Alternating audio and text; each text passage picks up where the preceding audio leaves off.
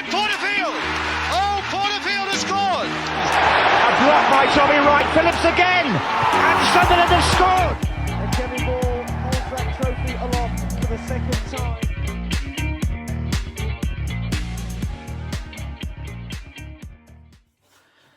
Hello all, how we're getting on. So, back with a match review of our game where it's finished Preston 0, Sunderland 0.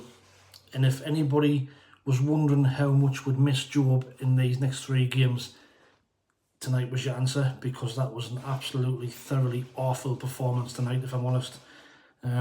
Regis Lebris proper shocked us with the lineup. We started off with Simon Moore in goal, back 4 of Trey Hume, Luke O'Nien, Chris Mepham, Dennis Serkin in midfield. We had Dan Neil, Chris Rigg, Alan Brown. On the wings was the changes, where we had Tommy Watson on the right, and we had Wilson Isidore on the left, and Aaron Conley made his first start through the middle. And if I'm honest, that first half, it just didn't work. The midfield was awful, we were sloppy, we kept giving the ball away. Alan Brown in particular, who was poor all game. I don't know if he was trying too hard against his former side, but for me, he kept giving the ball away, kept getting caught out of position, and was just sloppy for the whole game. His first touch was terrible, his passing was terrible.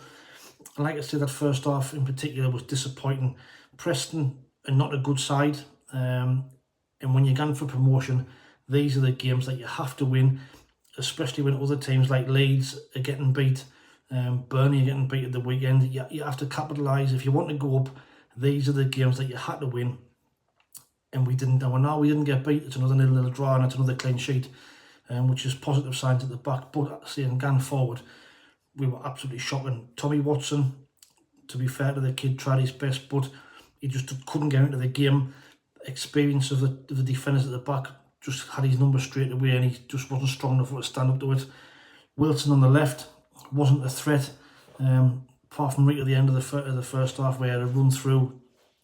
And Conley again was struggling to get him in the game. He had one chance in the first half when Trey Hume whipped the ball across, and he just failed to get on the end of it, and the keeper saved it. But like I said, the first half we looked shaky at the back. Chris Mepham in particular gave a stupid foul away in the first 2 or 3 minutes, getting booked. And it hadn't been for Luke O'Nien putting his body on the line a couple of times, we could have went into 2-0 down at half time. And I was hoping for changes at half time. I was hoping that Roberts would come on and Mundell would come on in place of Conley and Watson, and get that front 3 back to the way it has been over previous games. But we waited until the 55th, I think, or 60th minute of the game, which for me was too late. I'd have give it 5-10 minutes in the second half, and then I would have made them changes. For me, again, Regis Lebris making them changes too late. And you could see when Roberts and Mundell came on that the game changed. We looked more of a threat. We were holding the ball up better, was helping us get out and helping us push forward.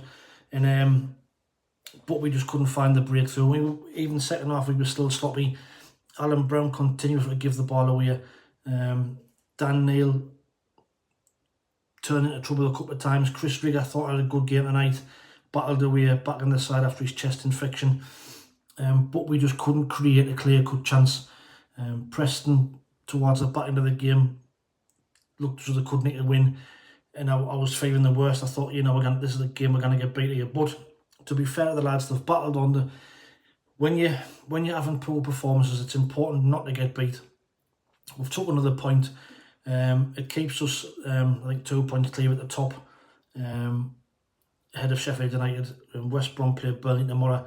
But I'm disappointed with that tonight. Like I say, teams like Preston, you have to beat, and you have to be more on the front foot and have to dominate them more.